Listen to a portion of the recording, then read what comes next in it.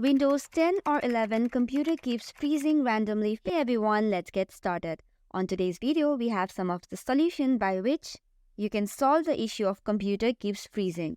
So let's get started. First of all, what you have to do is double tap or click on the File Explorer. Once that is done, on the left side, you will see this PC. Scroll down and click on it. From here, choose the drive where you have your operating system. Click on it and then right-click. After that, click on the Properties option. This will open this file. Here you have to tap on Tools option and then click on the Check option of error checking.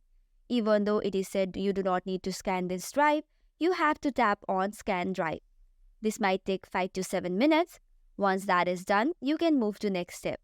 For that, what you have to do is go to the Search tab and then search for CMD, that is Command Prompt.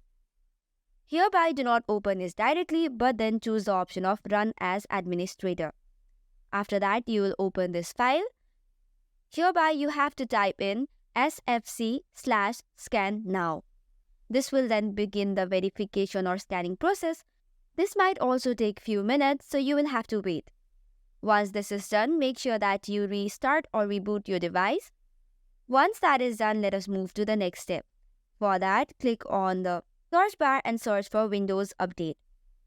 Once you do so, click on the Open Settings and then you have to check if the latest version or latest update is available or not. Doing this might solve your problem in 99% cases. So this was it for today. For more such contents, don't forget to hit the like and subscribe button.